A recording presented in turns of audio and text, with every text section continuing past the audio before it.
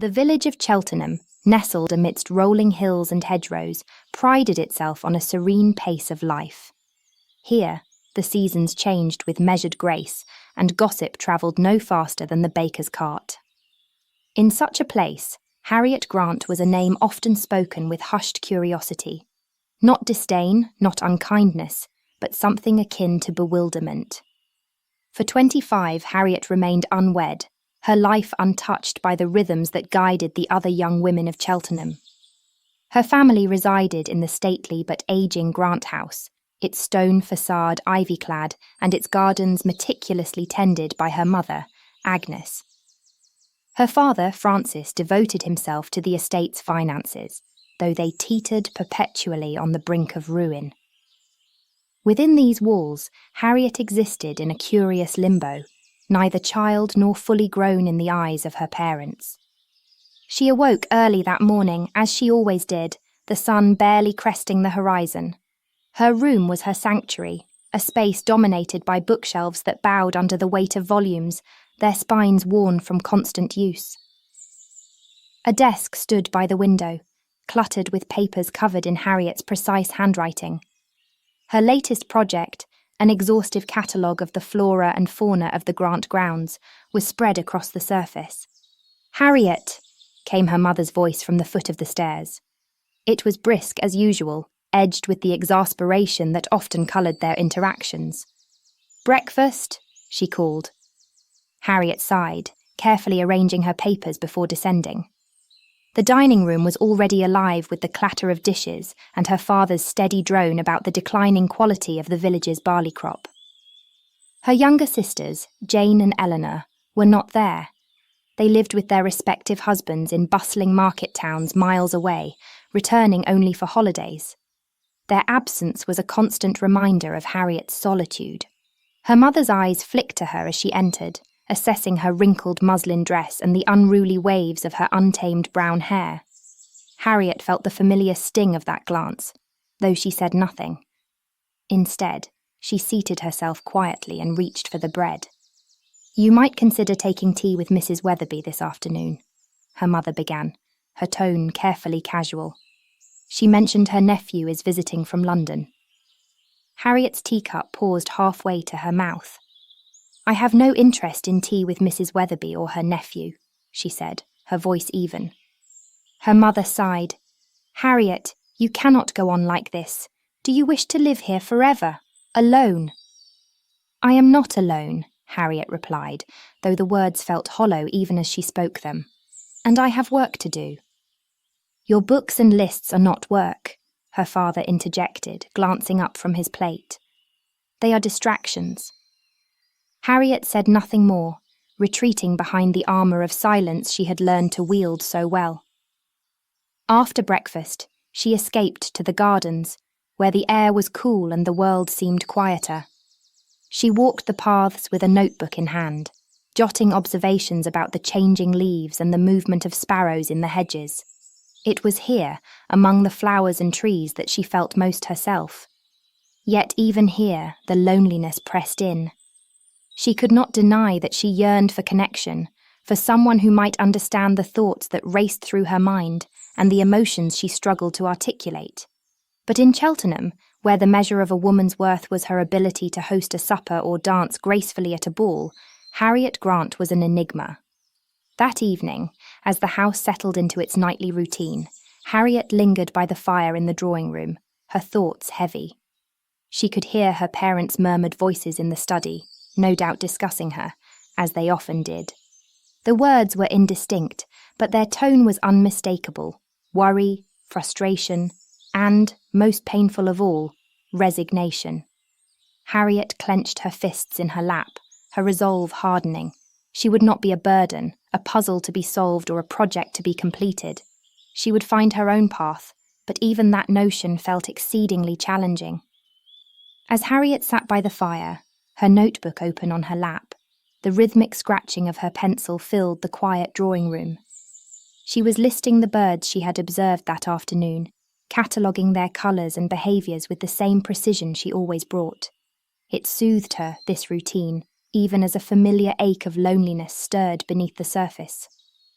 The quiet was interrupted by a soft knock at the door. Startled, she glanced at the clock on the mantel. It was well past the hour for her mother or father to come fetch her. Setting her notebook aside, Harriet rose to her feet, smoothing her skirt before answering. To her surprise, it was the maid, clutching a small folded note in her hands. "Miss Grant, this came for you." Harriet gave a muddled blink but took the note, her curiosity piqued. She unfolded it slowly, the handwriting unfamiliar but neat and civilized. "Dear Miss Grant, I hope you will forgive the liberty I take in writing this, but a mutual acquaintance has spoken highly of your intelligence and character. I wonder if you might consider joining me for tea this Thursday at 3 o'clock at the Red Fern Tea Room. It would be a pleasure to make your acquaintance in person. Should you accept, I would be most pleased. Yours respectfully, a gentleman." Harriet gawked at the letter, her cheeks warming as 100 thoughts jostled for attention. A gentleman? A mutual acquaintance? She read the note again, slower this time, her fingers tightening slightly on the paper. "What shall you decide, miss?" the maid asked, her tone curious and eager. Harriet hesitated, her heart tugging in two directions. One part of her wanted to refuse, to retreat into the safety of her books and lists, but another part, a quieter, braver part, whispered something else. This was so unusual, unexpected, perhaps even an opportunity, or a horrid joke. She paused, her pulse quickening. "Let me think." As the maid nodded and withdrew, Harriet sat back down, staring at the note. For all her uncertainty, the words clung to her thoughts, stirring something, sparks of great possibility and fear. She folded the note and set it beside her, her mind racing. Tea with a stranger. What could they possibly want with me? And yet, as the fire crackled softly, Harriet Grant found herself imagining for the first time what might happen if she said yes. The note sat on Harriet's desk for 2 more days, folded neatly and positioned precisely at the far edge, where her gaze landed on it every time she looked up from her work. She had read it 5 times, no, 6, she corrected herself, and analysed every line, every curve of the handwriting, seeking to unravel its intent. Her mind spun. The thought of tea with a stranger, particularly one she had no means of preparing for, was unbearable. What would they talk about? What questions might he ask? What if she failed to meet some unspoken expectation, or worse, said something wrong? No, it was better to avoid the risk altogether. She had carefully crafted a world she could understand and manage, and the idea of stepping outside it made her stomach churn. By Thursday morning, Harriet had decided to bury herself in her cataloguing project, a task that never failed to bring her comfort. She had risen early, armed with her notebook and pencil, to take note of the ivy creeping along the garden walls and the sparrows darting through the hedgerows. It was a day of pure familiarity, perfectly planned, and she intended to keep it that way. But her plans rarely survived her mother's interventions. "Harriet," Agnes began, her voice tight with suppressed exasperation, as she approached the doorway to Harriet's room. Her tone was the same one she used when Harriet refused to attend village balls or wear ribbons in her hair. "You've received an invitation from an interested gentleman, and you've simply decided to ignore it?" Harriet did not look up from her notebook. "I did not ignore it. I considered it, and decided not to go." Agnes stepped into the room, her skirt bustling. "At your age, Harriet, you cannot afford to be so choosy. 25 is not 20, and heaven knows the options are fewer every year. You must take these opportunities when they arise."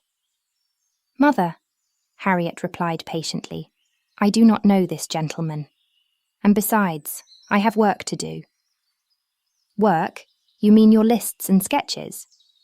Agnes gestured at the desk cluttered with botanical diagrams and meticulous notes. "Harriet, this is not work. It is an obsession, and it will not provide you prospects or companionship." Harriet's grip tightened on her pencil. She despised these conversations, and the way her interests were constantly dismissed as trivial. But arguing with her mother was like trying to move a boulder uphill. It only exhausted her fragility. "You are going," Agnes declared with finality. "I won't hear another word about it. This apparent gentleman went through the trouble and courage of arranging this, and I'll not have you embarrass him, or us, by declining." And so, after much coaxing, Harriet found herself dressed in her best cream gown and bonnet that afternoon, seated stiffly at a corner table in the Red Fern tea room, alone. The room smelled of cinnamon and baked goods, and her hands rested awkwardly on the frayed tablecloth as she waited. She had come, as her mother insisted, but her anxiety thrummed under her skin. She wished desperately to be back in her garden, where the rhythms of nature were predictable and comforting. When the gentleman finally arrived, Harriet had to stifle a sigh. He stood tall, thin, and impeccably dressed with muted blonde hair, but his demeanour struck her as overly self-assured. He approached the table with an exaggerated bow. His smile suggested he found the whole situation very amusing. This filled Harriet with caution and some resentment. "Miss Grant," he said with a flourish, taking the seat across from her. "The pleasure is mine. I am Arthur Crawford." "Mr. Crawford," Harriet replied, her voice polite but distant. What followed was a painfully awkward exchange. Mr. Crawford launched into a monologue about his love for fine wines and horse racing, punctuated by anecdotes about his own supposed cleverness. Harriet, unsure how to respond, attempted to redirect the conversation to topics she understood: birds, wood moss, saplings, but she fell into a long-winded ramble. Mr. Crawford would only react with indifference before letting out a patronising chuckle, hastily moving on to his next anecdote. Something about Mr. Crawford's reaction left her feeling embarrassed. When their tea arrived, Harriet felt a flare of relief at the sight of the lemon drizzle cake she had ordered. Her usual request, her comfortable acquaintance, any other cake would be displeasing. She carefully sliced it into neat squares, savouring the predictability of its sweetness. Mr. Crawford, meanwhile, insisted on jokingly tasting every pastry on the tray to the server's dismay as well as Harriet's, declaring them either adequate or a complete travesty. Much time later, as the tea service dwindled and the last crumbs of lemon drizzle cake sat untouched on Harriet's plate, Mr. Crawford cleared his throat. His smile was still in its usual place, but it seemed thinner now, less buoyant than when they had first sat down. He leaned back slightly, regarding Harriet with a polite but measured gaze. "Miss Grant," he began, his voice careful, "this has been a most enlightening afternoon. Beyond expectations, one could say." Harriet felt gratified but tamed her expression. "I'm glad you think so. I quite enjoyed explaining the nesting habits of wood pigeons. Few people understand how their migratory patterns are influenced by—" "Yes, indeed," Mr. Crawford interrupted gently, raising his brows. "Fascinating, truly. You have quite a unique way of seeing the world." Harriet blinked, unsure what that meant, but ultimately agreeing. "Yes, I suppose I do." "You're clearly a woman of great intelligence, Miss Grant, and your passion for botany, was it? Sorry." "Botany and ornithology," she corrected, her tone brightening. "Though I suppose I also dabble in—" "Yes, brilliant," he said again, with a small chuckle that didn't quite reach his eyes. "Well, it's admirable, truly. But if I may speak plainly—" He paused, then forged ahead. "I'm not sure we're quite as suited to one another as I presumed." Harriet stared at him, her brow furrowing. "Not suited? Why? I hope I have not offended you, Mr. Crawford." "No, no," he said quickly, leaning forward as if to reassure her. "Not at all. It's just, how shall I put it? We seem to view the world through very different lenses.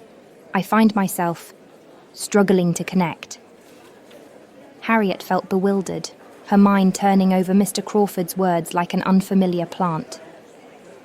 "Do you mean perhaps that I did not quite follow your humour?" Mr. Crawford gave a rueful smile. Well, yes, among other things. You're fascinating, Miss Grant, and clearly someone who deserves admiration, but I suspect we're simply speaking two different languages. Harriet didn't respond immediately. Instead, she folded her hands neatly in her lap, her gaze dropping to the splintered wood floors. I see. I am obliged to you for your honesty.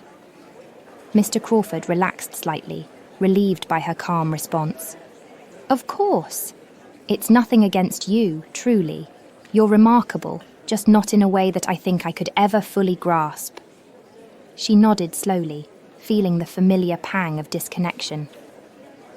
I understand, she said. But do I? Harriet thought. They parted soon after, with Mr. Crawford bowing as gallantly as he did in his introduction, and Harriet offering a polite curtsy. As she walked away from the tea room, she couldn't shake the echo of his words. He hadn't been cruel nor dismissive. In fact, he had been seemingly candid. But his message was still unclear. There was something about her, something fundamental, that set her apart in a way he couldn't bridge. This wasn't the first time either. For a moment, Harriet allowed herself a wry smile. Two different languages. Perhaps that's true. But I like the language I speak. As Harriet walked along the cobblestone path back to the Grant house, her thoughts stirred with the conversation and the silences she had endured with Mr. Crawford. She clutched her dress tightly, her steps deliberate, as if each one could ground her in the face of her swirling frustration. I don't understand, she muttered under her breath, the words tumbling out in the quiet of the lane. I witness so many others, perfectly incompatible, and yet they marry as if it's the simplest thing in the world. Jane and Eleanor, for instance, neither of them shares a single meaningful interest with their husbands, but they managed it somehow. A sparrow darted across her path, and she paused to note its soft chirp before continuing. I had thought our meeting was pleasant enough, she murmured to herself, her fingers brushing absently against the edges of mossy cobbled stones. I spoke about my passions. I answered his questions, and yet he still found me disjointed.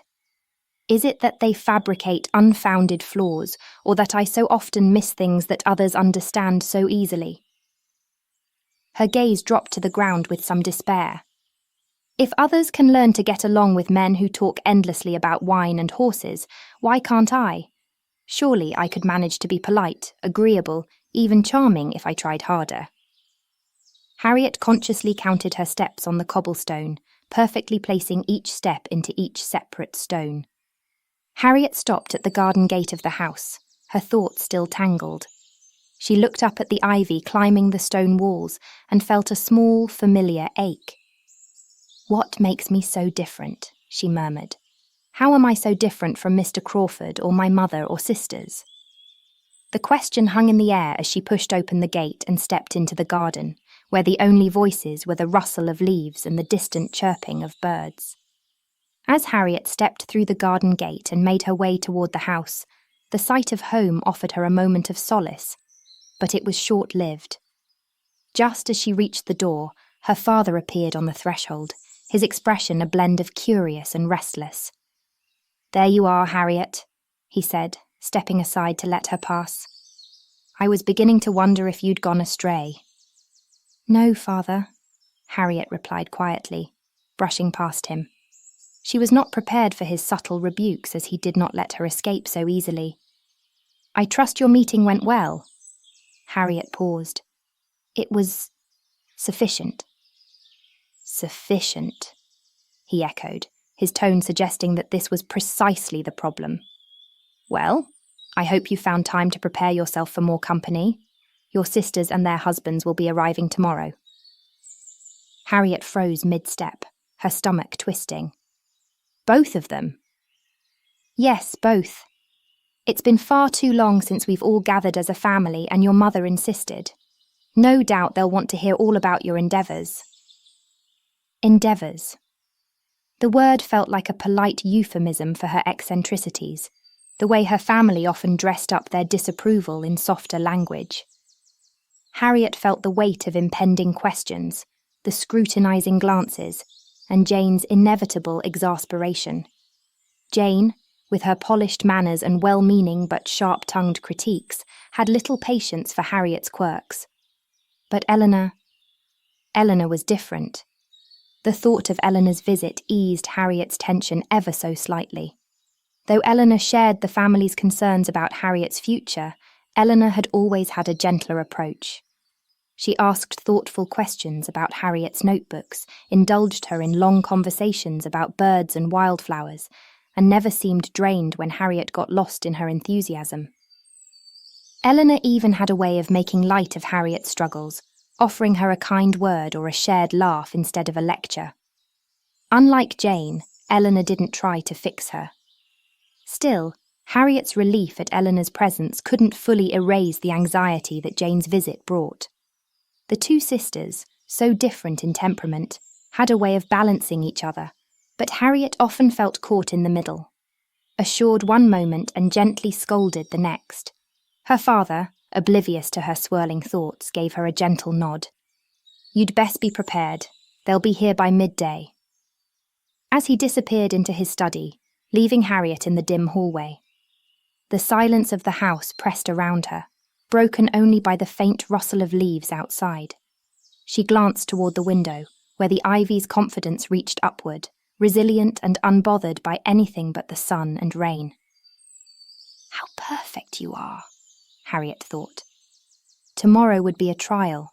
She knew it, but at least Eleanor's presence would be a balm. Perhaps they might slip away for a time, wandering the garden paths as Harriet chatted about the nesting sparrows or the mushrooms she had spotted in the damp earth. For a little while at least, she could feel treasured. But the thought of Jane continued to loom heavy. Her gaze dropped to the sun-kissed steps. Why does everything have to be discourse? Why can't I just be? Would Eleanor's visits always be comforting, or would even she start to lose patience for reasons Harriet couldn't understand? The question lingered in the dust-speckled air as Harriet climbed the stairs to her room, the weight of the impending day settling heavily on her drooped shoulders. The morning sun streamed through the wide windows of the family dining room at Grant House, casting a warm glow of squares over the table, set with an assortment of pastries, fruit, and steaming pots of tea.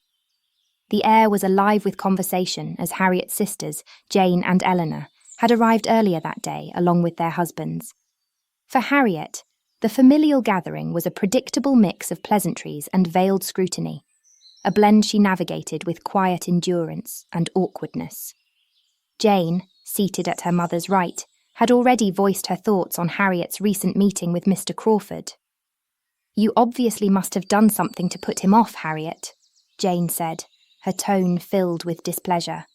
"I've heard of Mr. Crawford. He is an amiable man of the village. I truly wonder why he even considered—" Her husband, Mr. Aldridge, shifted uncomfortably and interrupted. "The gentleman's lack of connection doesn't reflect poorly on Harriet, of course." Jane threw a testy glance to him. "I simply don't understand, Harriet. You had an opportunity, and yet—" Agnes trailed off, her disappointment palpable, a mix of disgruntled sounds and woes. Eleanor, by contrast, leaned forward with a more sympathetic expression. "What exactly did he say to you, Harriet?" "I am sure it wasn't as terrible as it seems." Harriet's father sat up from his worn chair and spoke up, his voice steady but kind. "Let's not badger her. It's not a crime for two people not to suit." Harriet, grateful for the defense of few but uncomfortable with being the focus of conversation, quietly sipped her tea and looked out into the garden. Harriet let the conversation flow around her like a distant current. Her thoughts drifted inward. She focused on the warm porcelain cup in her hands, her mind spiraling into quiet reflections. As she lifted her teacup to her lips, she stole a glance at Eleanor, whose gentle eyes offered a faint but reassuring calm. Harriet let out a soft breath. If I didn't do enough, perhaps it's because I don't understand what enough looks like to them. Or maybe, she thought, a needle of discomfort prickling in her chest. Maybe what I have to give isn't what anyone is looking for. After brunch, the men retreated to the study to discuss estate matters and partake in a round of billiards, leaving the women in the drawing room. Harriet settled near the window with her notebook, her fingers tracing its notes as she rambled on about a new species of butterfly she had spotted in the garden. Seated beside Harriet, Eleanor listened with sincerity and eventually leaned closer, placing a gentle hand on hers. "Harriet," Eleanor interrupted softly, "you've spoken at length about butterflies, but may I ask you something more important?" Harriet tilted her head slightly. Of course. But what could be more important than butterflies, she thought. "Why do you think Mr. Crawford declined you? I just wish to know more." Harriet hesitated as she closed the leathery notebook between her palms and onto her lap. "He said we weren't suited, that we didn't speak the same language. I thought the meeting went well, but perhaps I misunderstood." Eleanor's lips pressed into a thoughtful line. "I see. Shall we take a turn in the garden? Some fresh air will surely lift spirits." Harriet brightened at the suggestion, and the two sisters made their way outside, the spring air filling Harriet with a sense of ease. As they strolled along the garden paths, Harriet explained in halting words her qualms regarding Mr. Crawford's remarks. "I thought I answered his questions clearly," Harriet explained, "but he seemed confused, or perhaps put off by my interests. I fear his humour was quite lost on me as well, and I cannot help but wonder if that is why he found me so unsuitable." Eleanor nodded slowly, squinting in thought. Her gaze softened towards the sun's peaking glow between the trees. "It sounds as though he simply didn't appreciate you for who you are, Harriet, and that isn't your fault." Harriet glanced at her sister in awe of her understanding tone. "You mean it wasn't because I am simply foolish?" Eleanor chuckled. "Not at all, Harriet. You are no fool. You're unique. And maybe Mr. Crawford wasn't the right sort to see the value in that." Harriet felt relief at her sister's kind words. Eleanor had assured her that Mr. Crawford's rejection was not a reflection of her existence, but rather a sign of their incompatibility. Yet, as Harriet's gaze drifted to the garden's ivy-clad walls, a grim concern arose. What if there is no one who finds me compatible? Their conversation was suddenly interrupted by the sound of stomping hooves approaching the house. Harriet and Eleanor turned the corner to find a rider dismounting from his horse near the front gate. A bright, handsome man with chestnut hair and an easy manner handed the reins to a waiting stable hand. He tugged at his cuffs and coat, dusting the pollen off his shoulders. "Goodness, is that—" Eleanor began, her voice trailing off.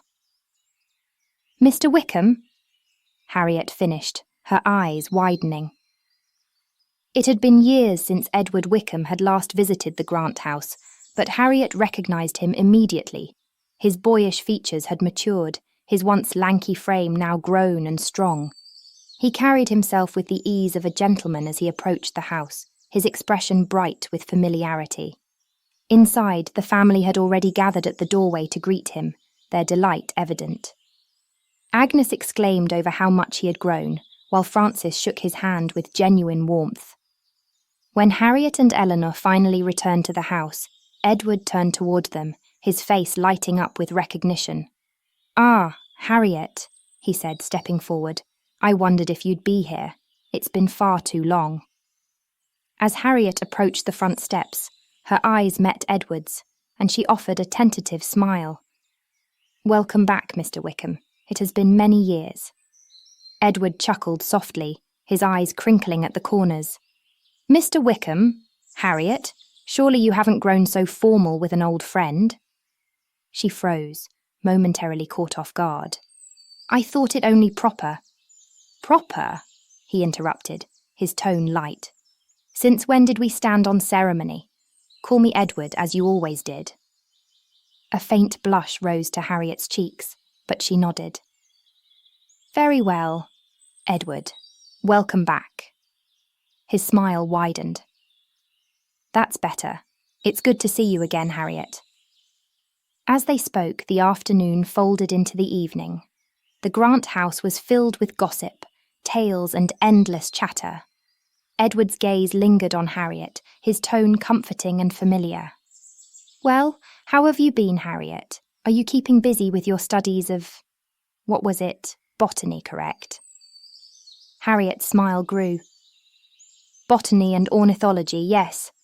I still keep my notebooks." Edward smiled with satisfaction. "I remember you filling pages with sketches of plants when we were children. It's good to see some things don't change." The conversation naturally turned to Edward's return to the village and his memories of the time he had spent at Grant House as a boy. Leaning comfortably back in his chair, Edward grinned at Harriet, his gaze brimming with mischief. "I still remember the time Harriet and I decided to rescue the rose bushes from the tyranny of aphids," Edward began, his voice rich with nostalgia. "We armed ourselves with watering cans and buckets, fully convinced that drowning the poor creatures was the only solution." Eleanor, seated by the fire, raised her quizzical brow. "Rescue the roses? That sounds rather noble for a pair of children," she grinned. "Noble, perhaps," Edward replied, laughing, but completely misguided. "We emptied so much water onto the poor plants that half the blooms were drooping by the next morning. Harriet, of course, insisted we'd done everything perfectly."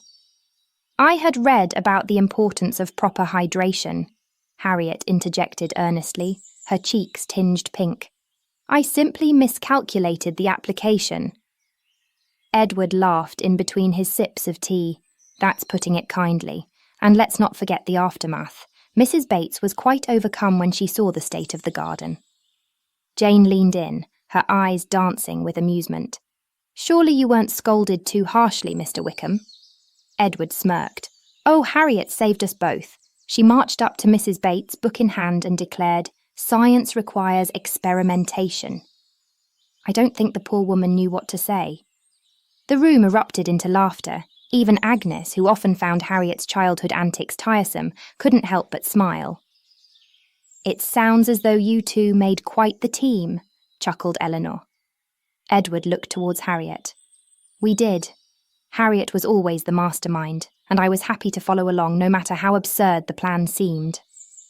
Harriet lowered her gaze, a faint smile tugging at her lips. Agnes sighed with a fondness that softened her usual sternness. "She was always a peculiar child. It's a wonder she didn't get herself into more trouble." Harriet, though quieter than usual, felt a rare lightness in her chest. Edward's words seemed to wrap around her like a blanket, comfortable, kind, and wholly unexpected.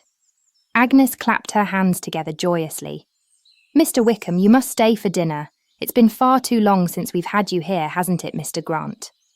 Francis looked up from his book, startled but pleased. "Indeed, Mr. Wickham, you must join us. It's not often we're graced with such pleasant surprises, and I dare say we've plenty to catch up on." "I'd be honoured," Edward replied, inclining his head. "Though I must admit, I came by on business. I'll be in the area only for the summer, settling some matters in Cheltenham."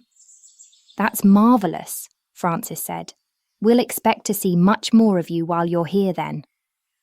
As the family settled into new conversations, Harriet found herself stealing glances at Edward.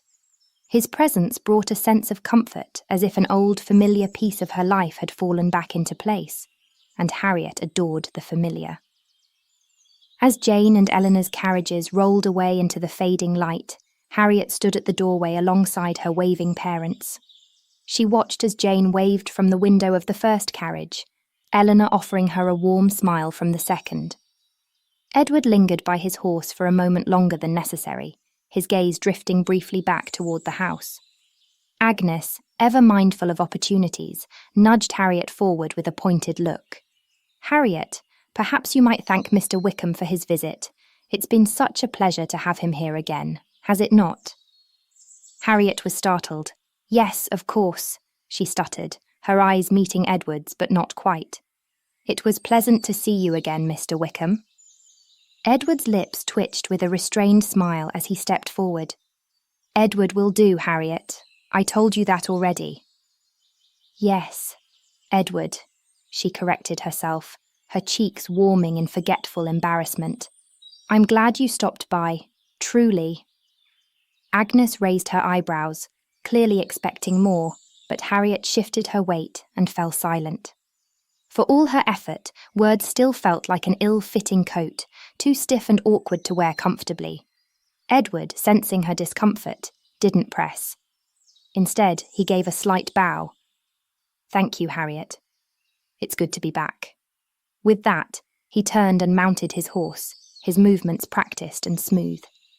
As he adjusted the reins, he cast one last glance toward the house, his gaze lingering briefly.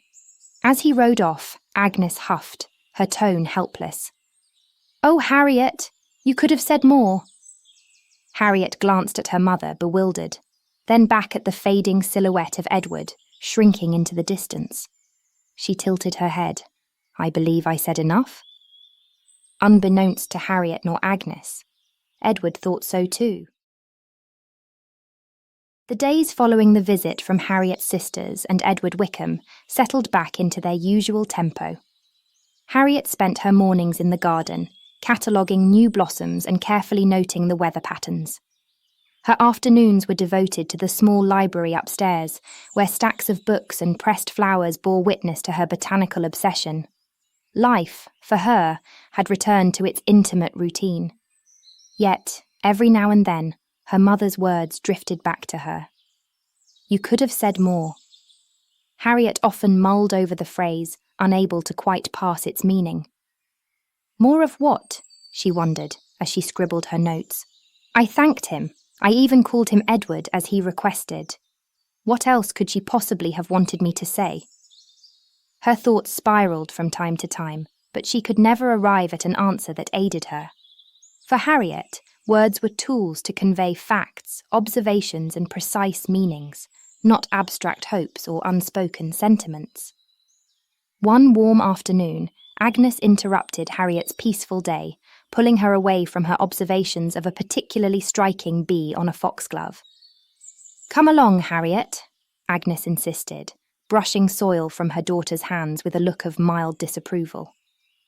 "We're going to the village. There are errands to run, and you've spent enough time hidden away."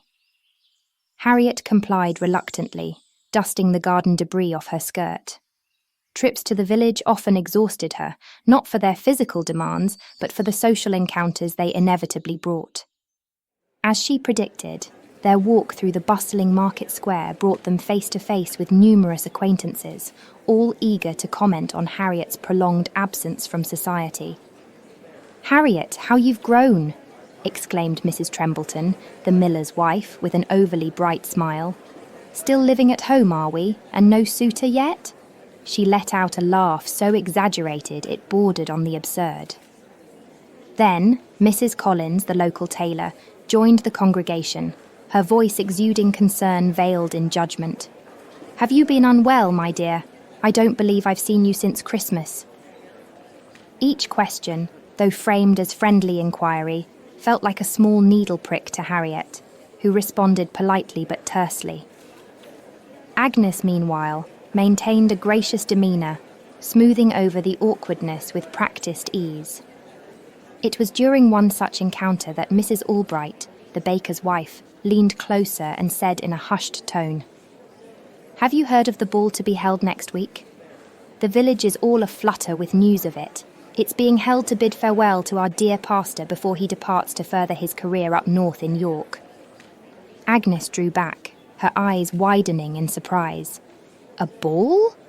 Why, this is the first I am hearing of it." "Well," Mrs. Albright continued, "it promises to be a most splendid affair. No doubt there will be many agreeable gentlemen for our dear Harriet to encounter." Harriet's heart sank slightly at the mention of the ball. Balls were loud, crowded, and filled with unwritten rules she always seemed to fumble. Agnes, however, was already energized by the news. "Come, Harriet," she said briskly, steering her daughter into the nearest ribbon shop. "We must make haste in beginning our arrangements." In the small, fragrant shop, Agnes rifled through bolts of fabric and spools of ribbon, holding up various colours against Harriet's complexion with a critical eye. "Edward Wickham will surely attend the ball," Agnes said casually as she examined a pale blue ribbon against Harriet's grey eyes. Harriet shifted slightly under her mother's scrutiny, her gaze fixed on a neatly organised shelf of thread. "Do you believe so?" she asked, her tone neutral. Agnes lowered the ribbon with a faint smile. "Why wouldn't he?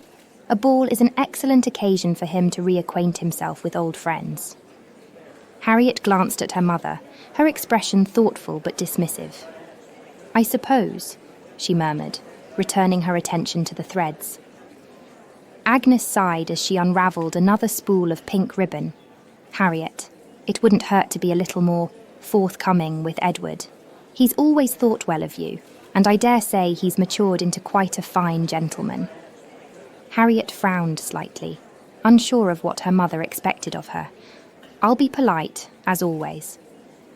Agnes opened her mouth as if to press the point further, but quickly thought better of it. Conversations like this always seemed to go in circles, and she hadn't the energy to pursue it today.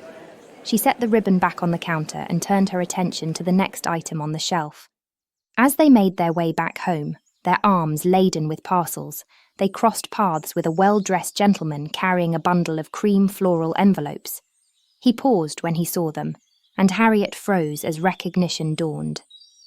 "Miss Grant," Mr. Crawford said pleasantly, tipping his hat, "I was just making my way to your house." Agnes studied him for a moment, then smiled. "I don't believe we've met. Are you—" "Mr. Crawford," he said with a bow. "I had the honour of sharing tea with Miss Grant. We met at the Red Fern Tea Room." Agnes blinked in surprise but recovered quickly. "Ah, I see. How lovely to meet you, Mr. Crawford." Harriet, meanwhile, felt her cheeks flush. She nodded stiffly. Her unease from their previous encounter began to stir anew. Mr. Crawford handed over an envelope. "I'm assisting my godfather, the pastor, with the invitations for the ball. I do hope you'll both attend." Agnes beamed. "How kind! We wouldn't dream of missing it." Before Mr. Crawford could leave, Agnes stopped him. "Would it be possible to extend the invitation to a few more? My daughters and perhaps their husbands, of course, but also Edward Wickham, a dear family friend who's in the area, would be most pleased to receive an invitation." At the mention of Edward's name, Mr. Crawford's expression shifted almost imperceptibly, his smile becoming tighter. "Edward Wickham, you say? How is it you know him?" "Oh, well, he grew up near us and was like one of our own. Such a fine young man," Agnes explained. Mr. Crawford hesitated for the briefest moment before nodding. "I see. Well, of course they're welcome to attend. The more, the merrier." Agnes caught the faintest coolness in his voice, but before she could dwell on it, Mr. Crawford tipped his hat again and took his leave. She clutched the invitation excitedly. "Finally. Now, we must ensure you're properly prepared for the ball, Harriet." Harriet glanced after Mr. Crawford, her discomfort ebbing slightly as she realised he didn't seem to bear her any ill will. If anything, his kindness reassured her, and the thought of seeing him at the ball left her feeling both anxious and surprisingly eager.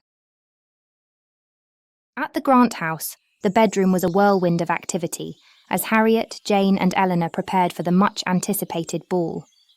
The late afternoon sun poured through the windows, illuminating the delicate fabrics and ribbons scattered across the room.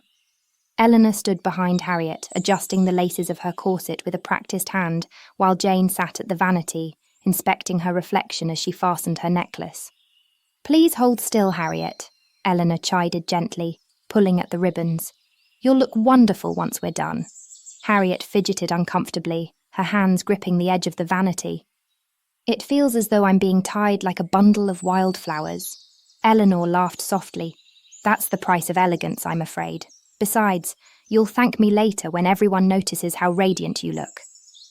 Jane, perched nearby, let out a sigh that was both long-suffering and sharp. "Honestly, Harriet, you should be able to manage this on your own by now. You're not a child anymore." Jane's remark landed like a sharp pinprick. Harriet's gaze dropped to the floor, her fingers tightening slightly on the vanity edge. Eleanor shot Jane a reproachful look. "Leave her be, Jane. It's not as though everyone finds these things second nature." Jane ignored the comment and turned her attention back to the mirror. Well, if she expects to make any kind of impression tonight, she'll need to look the part. Eleanor finished tying the ribbons and placed a reassuring hand on Harriet's shoulder. Don't listen to her. You'll do just fine. Harriet gave a faint smile, though her unease showed. Mother seems convinced that Edward Wickham will be there, Harriet mentioned. Eleanor exchanged a knowing glance with Jane before answering. That doesn't surprise me. She's always thought highly of Edward. Harriet frowned, tilting her head slightly. But why? He's just Edward. He's kind, yes, but no different from how he's always been. Sometimes, Eleanor said gently, people see possibilities that aren't immediately obvious. Harriet's frown lingered. Possibilities for what?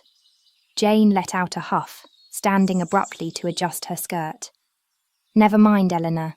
You're wasting your breath. Undeterred, Eleanor smiled.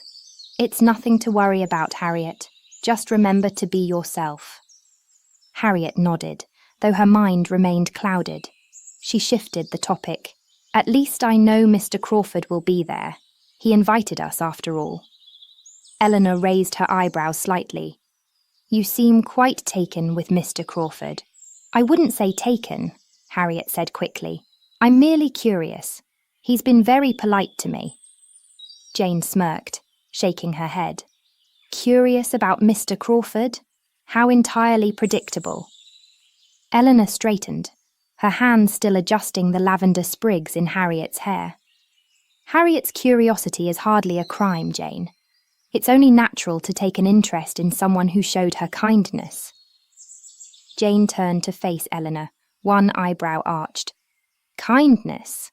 If politeness is all it takes to pique Harriet's interest, then I dare say she'll be enamoured with half the county by the time the season ends. She laughed wickedly as she left the room. Eleanor sighed helplessly, gently adjusting Harriet's ribbons. Ignore her, Harriet. Let's finish getting you ready. Harriet gave a faint nod. The Grant family's carriage joined the line approaching the grand estate of the pastor, the scene alive with energy and elegance. Lanterns hung from the trees, their soft, warm glow casting flickering light on the gravel drive. Guests in fine gowns and tailored suits stepped down from their carriages, their voices mingling with the strains of a string quartet playing from within the house. The estate, as they entered, was breathtaking. Crystal chandeliers hung from the high ceilings, scattering light across the polished wooden floors. Garlands of fresh roses and ivy adorned the walls, their fragrance mingling with the warm scent of beeswax candles. The guests, dressed in an array of vibrant silks and delicate laces, moved gracefully through the space, their laughter and conversation filling the rooms. The Grants were greeted first by the pastor himself, a jovial man with a kind smile. Mrs. Grant, he said warmly, clasping Agnes's hand. What a delight to see you and your family tonight. Agnes returned his greeting with equal warmth. Pastor, the pleasure is all ours. Your sermon last week was truly inspired, and I must say these decorations are magnificent. Eleanor and Jane curtsied gracefully, while Harriet offered a polite bow of her head. It is indeed beautiful, she said quietly, her gaze lingering on the floral arrangements. Thank you, Miss Grant, the pastor replied with a kindness. Before the conversation could continue, Mr. Crawford stepped forward, his expression smooth and confident. The Grants, he said, bowing. A pleasure to see you all again. Though his words were addressed to the group, Harriet felt a flicker of excitement at his presence. She returned his greeting with a polite nod, her hands fidgeting with the folds of her gown. The evening unfolded in a familiar pattern. Eleanor flitted gracefully through the crowd, her laughter light and infectious as she charmed everyone she spoke to. Jane, meanwhile, gravitated toward her old circle of friends, falling easily into the rhythms of gossip and sharp observations.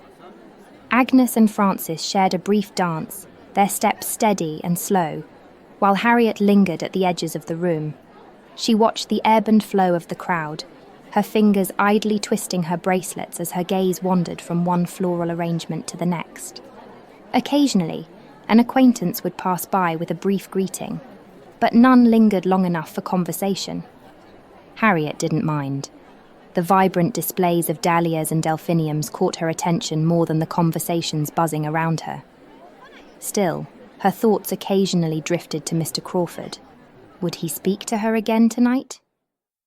When it came time to eat, the guests were directed to the dining hall, where long tables stretched across the room, covered in pristine linens. Each place was marked with a name card in elegant script, and the tables were adorned with fresh bouquets and gleaming silver candelabras. The meal was a feast of summer delights: roasted lamb with mint, fresh salads garnished with herbs, and an assortment of delicate summer berry pastries and tarts. Chandeliers cast a warm glow over the scene, illuminating the sparkling glassware and polished silverware. Harriet found her place at the table and tucked her skirt under her as she took her seat. She glanced at the empty seat beside her when a familiar voice spoke behind her. "Miss Grant." She turned to see Edward Wickham, his expression warm and genuine. "It appears we shall have the pleasure of dining together." Harriet blinked in surprise, then nodded. "Oh, of course." Edward pulled out the chair beside her and settled into it, his easy presence immediately easing some of her tension. "I must admit," he said, smiling as he unfolded his napkin, "I'd hoped to sit near you this evening. It's been too long since we've had a proper conversation." Harriet nodded, though her focus was already shifting. "It's a lovely evening, isn't it? And the decorations are so well done.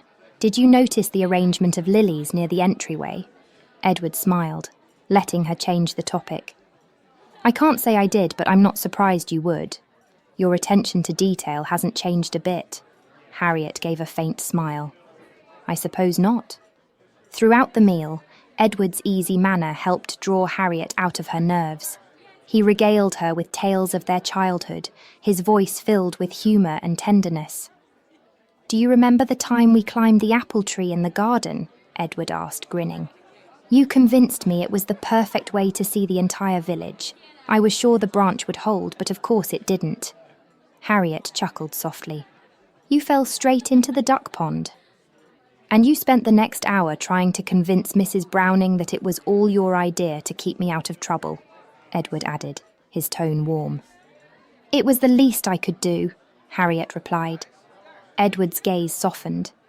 "You've always looked out for others, Harriet." She glanced down at her plate, unsure how to respond. "Did you know Mr. Crawford personally invited us tonight?" she said after a moment. "It was most obliging of him. He took the trouble to visit my home to deliver the invitation himself." Edward's smile faltered slightly. "Ah, did he?" "Yes," Harriet said pleasingly. "He seems very kind." Edward hesitated, then said carefully, "It's wise to be cautious, Harriet. Sometimes people aren't all they seem." Harriet frowned slightly, her gaze inquisitive. "What do you mean?"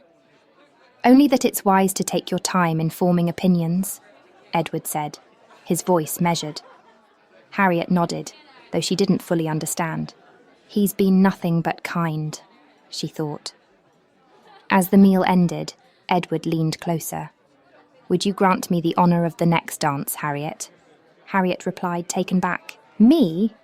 Edward chuckled. "Yes, you." After a moment's hesitation, she nodded. "Very well."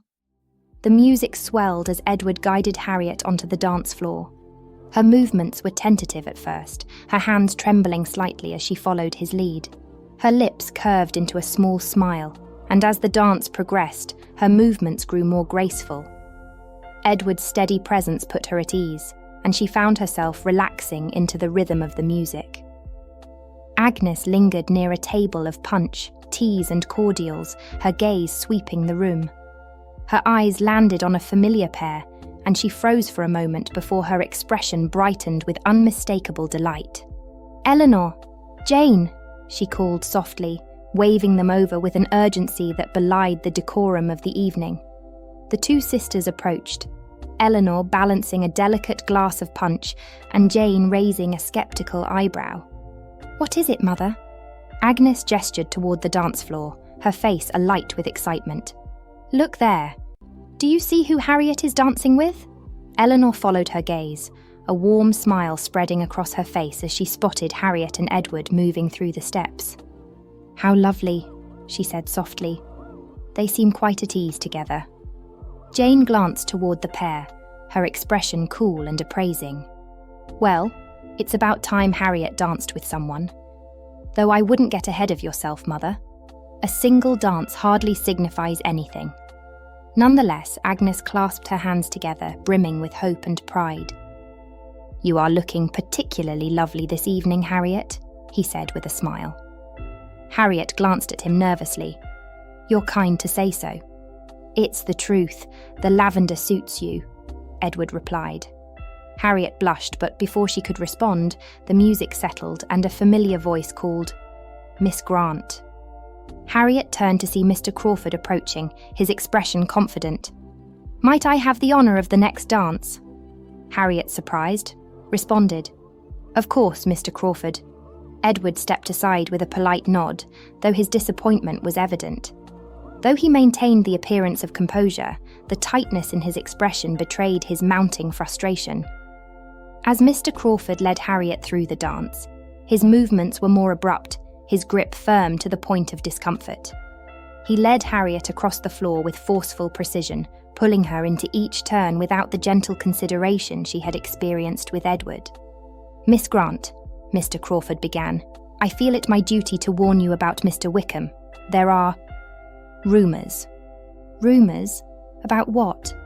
Harriet replied, puzzled. "I hesitate to say more," Mr. Crawford replied, his tone grave. "You would do well to exercise caution around Mr. Wickham.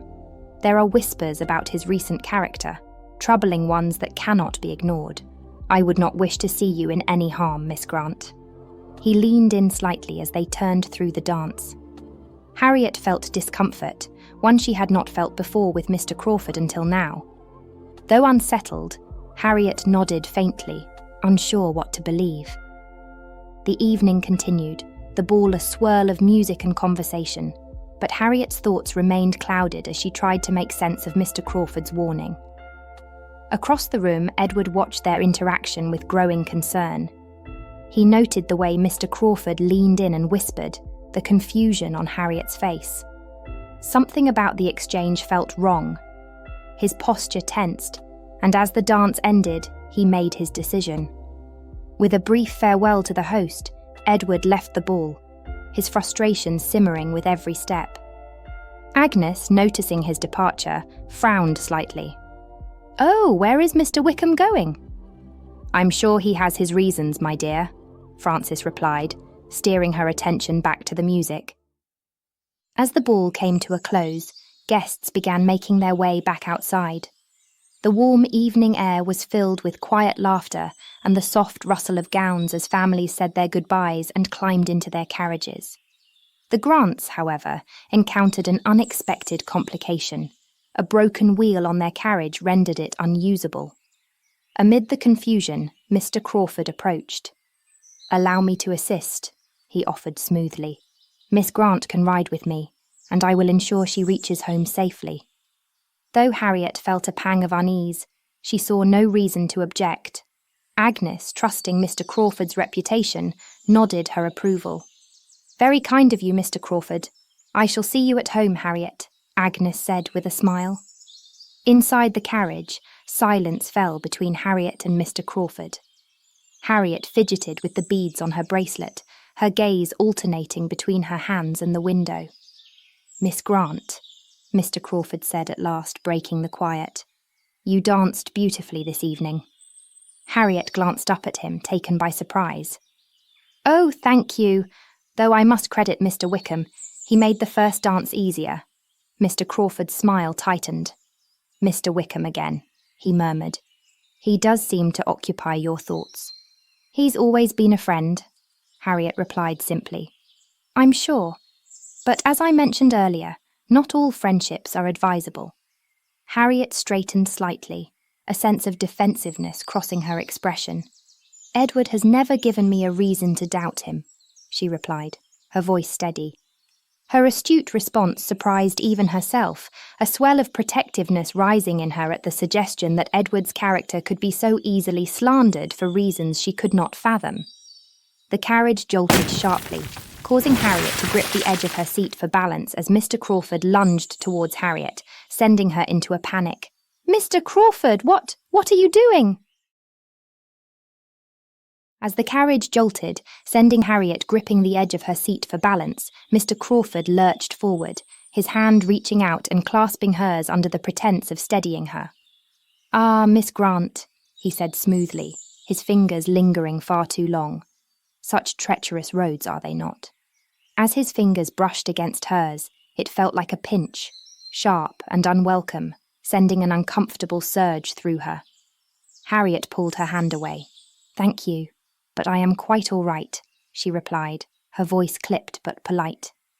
Mr. Crawford's smile didn't falter. If anything, it grew more self-assured. "You are too modest. A delicate lady such as yourself mustn't bear such discomfort alone." Harriet's unease deepened. The amused glint in his eyes made her skin crawl. She adjusted her position, turning slightly toward the window to put distance between them. He leaned back, unabashed, his gaze sweeping over her. "You know," he began, "you have a rare charm, Miss Grant. There's a sweetness about you that draws people in. Your naivety, your innocence. It's refreshing." His words struck her like a lash. Harriet's fingers curled tightly around the folds of her gown. "I hardly think that charm and sweetness are traits one should comment so casually on, Mr. Crawford," she said evenly, her tone cooler now. Mr. Crawford chuckled softly, unbothered by her shift in demeanour. "Ah, but it's precisely what makes you so endearing, Miss Grant." Harriet met his gaze briefly, but it stung, the intensity too much to bear. "Perhaps, but I find sincerity a far greater virtue." Though Mr. Crawford's words were smooth, the charm that had once seemed polished now felt rehearsed, its edges worn thin by something less sincere. She straightened in her seat, her mind churned with unease. The carriage slowed as it neared the Grants' estate. Harriet leaned toward the window, eager for the journey to end. When the vehicle came to a halt, she reached for the door just as it opened from the outside. "Harriet!" She froze, her heart leaping at the familiar voice. Edward stood breathless just beyond the carriage, his expression a mixture of concern and relief. "Mrs. Grant told me about the broken carriage and that you were riding with Mr. Crawford," Edward said, his voice steady but on edge. "I wanted to ensure you made it home without trouble." Edward stepped forward as Harriet stepped out of the carriage, his eyes softening as he noticed her trembling hands. He extended his own, steady and reassuring. "Here," he said gently. "Let me help you." Harriet placed her hand in his, the warmth of his touch grounding her. It was the same motion Mr. Crawford had made earlier, yet it felt entirely different. Edward's hand was steady, not forceful, firm, but not demanding. His touch carried no hidden motive, only quiet care and respect. "Thank you," she said quietly, her voice barely above a whisper. Edward's gaze darted to Mr. Crawford, who seemingly refused to exit the carriage. His expression darkened, though he maintained his composure. "Mr. Crawford," he said evenly, "I trust the journey was uneventful." Mr. Crawford smirked, amused by his mischief. "Entirely uneventful, though I must say the roads leave much to be desired." Edward's attention shifted back to Harriet, his voice softening. "Are you sure you're all right?" Harriet nodded, though her hands still trembled slightly. "I am. Thank you for coming back, Edward." Mr. Crawford, sensing the tension, bowed his head. "I shall leave you to your evening. Good night, Miss Grant. It was a pleasure." As Mr. Crawford's carriage disappeared into the night, Edward turned to Harriet carefully. "Harriet, I beg you to be truthful.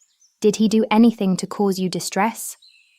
Harriet hesitated, her hands fidgeting with the folds of her gown. She glanced at Edward, then looked down at the mossy cobbled path, her cheeks flushed. "There was something strange," she began, her voice faltering, shaking her head, unsure how to find the words. When the carriage jolted, he reached for me. It didn't feel... Edward's expression darkened as realization dawned. Harriet, he said firmly, his tone laced with restrained anger. Did Mr. Crawford harm you? No, she replied quickly, though her voice wavered. It wasn't that. It felt wrong. Edward took a slow breath, forcing himself to remain calm. I see, he said, though the tension in his frame remained. Is that all? Harriet hesitated again. He also said, things about you. Rumours. He warned me to be cautious of our friendship. Did he now? And what did he claim? Harriet looked down, unsure whether to continue. He implied that you might not be trustworthy and that not all friendships are genuine. Edward's expression was of frustration and shame. I see. I wonder if he extends the same caution to himself, he said quietly. Do you believe him, Harriet? She met his gaze then, her uncertainty soft, then steady. I don't know what to believe, Edward, she admitted quietly. But when he spoke ill of you, it didn't feel right. I couldn't stand to hear it. Edward's heart skipped, and a faint flush crept to his cheeks. Relief washed over him along with a bashful smile that tugged at the corners of his lips. You defended me? He asked, half wondering, half touched. Harriet nodded, glancing away as her own cheeks warmed. Of course I did. I couldn't just let him tarnish your name. For a moment, Edward could only look at her, his heart full. Edward hesitated, then spoke carefully. In truth, Harriet, I've heard things about Mr. Crawford, things that make me question his integrity.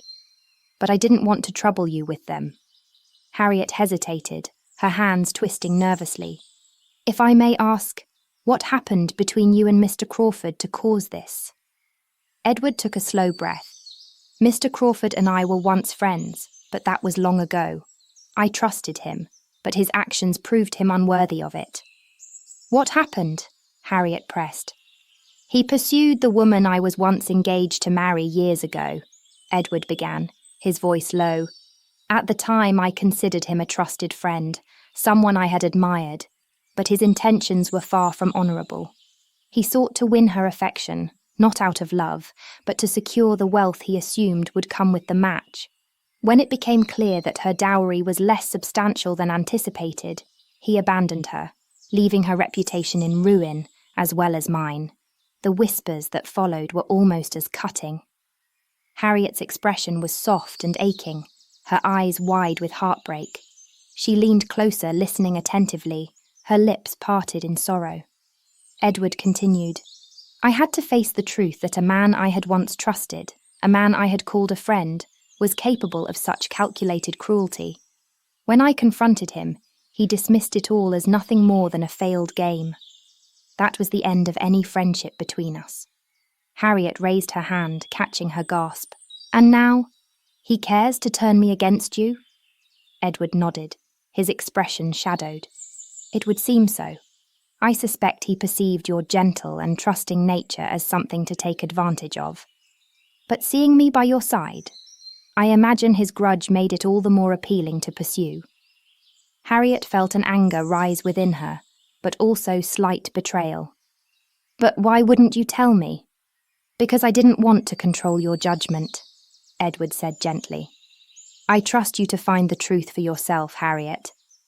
But I ought to have forewarned you, he said, his tone heavy with regret. It grieves me deeply that I did not intervene sooner, that I failed to shield you from all of this. I can only hope you will pardon me, Harriet. Harriet studied him for a moment, her mind piecing together the differences between the two men. Mr. Crawford's polished charm now seemed hollow, calculated and shallow, while Edward's true sincerity carried a weight she hadn't fully realised until now. More than that, Edward had shown faith in her ability to find the truth for herself, without needing to be told what to think or do. It was a stark contrast to her family's well-meaning but often overbearing guidance, and she found herself appreciating Edward's trust in her judgment more than she could put into words. Edward, she said softly, her voice emotional. "Thank you for everything." He looked at her, warm and blissful. "There's no need to thank me," he replied, a faint smile gracing his lips. "It's simply where I feel most at ease, by your side, Harriet." Harriet's breath caught, her heart stirring at the sincerity in his words. They began walking toward the house, the cool night air wrapping around them. The silence between them was light and fluttering, tinged with a giddy excitement like the thrill of a childhood secret. Harriet found her gaze drifting to Edward more often than she intended, her thoughts turning over the quiet strength he had shown her. The realization came slowly, like the soft bloom of a flower in spring.